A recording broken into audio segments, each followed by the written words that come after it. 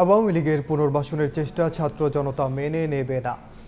দ্রুত দলটিকে নিষিদ্ধ ও ২৪-এর গণহত্যার বিচার নিশ্চিত না হলে কঠোর আন্দোলনের ডাক দেয়া হবে বলে হুঁশিয়ারি দিয়েছে July revolutionary alliance, anti fascist coalition সহ কয়েকটি সংগঠন।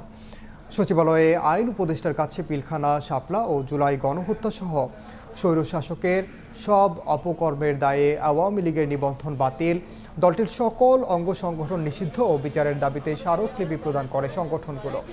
এ সময় সংগঠনগুলোর প্রতিনিধিরা বলেন, আওয়ামী সরকারের নির্দেশনায় ২৪ জুলাই আগস্টে ভয়াবহ গণহত্যা চালানো হয়েছে, অথচ সরকার এই গণহত্যার বিচার এখনও শুরু করেনি।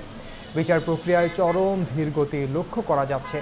আওয়ামী লীগকে প্রকাশ্যে মিছিল করার সুযোগ দেওয়া হচ্ছে বলে অভিযোগ তাদের।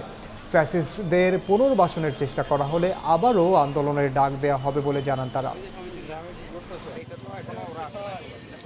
এখন তারা হুমকি দিয়ে বেড়াচ্ছে, তারা পুলিশকে নির্বংশ করে দিতে চাচ্ছেন। আমরা দেখতেছি যে কিভাবে আস্তে আস্তে প্রশাসনের মাধ্যমে কিংবা রাজনৈতিকভাবে আওয়ামী লীগকে আগের চেয়ে সংগঠিত করা হচ্ছে, পুনর্বাসন করা হচ্ছে। আওয়ামী লীগ নিষিদ্ধে গড়িমসি করার কারণে আজকে আওয়ামী লীগ চারিদিকে মিছিল মিটিং করে জনমনে আতঙ্ক তৈরি করছে। সরকারের পক্ষ থেকে বারবার বলা হচ্ছে তারা আওয়ামী লীগ নিষিদ্ধ করতে চান না, আওয়ামী লীগ নিষিদ্ধ করাকে তারা পছন্দ করেন না, সমীচীন মনে করেন না। যদি আমাদের দাবি মেনে না হয় সেক্ষেত্রে আমরা খুব শীঘ্রই আমরা আন্দোলনে ঝাঁপিয়ে পড়ব।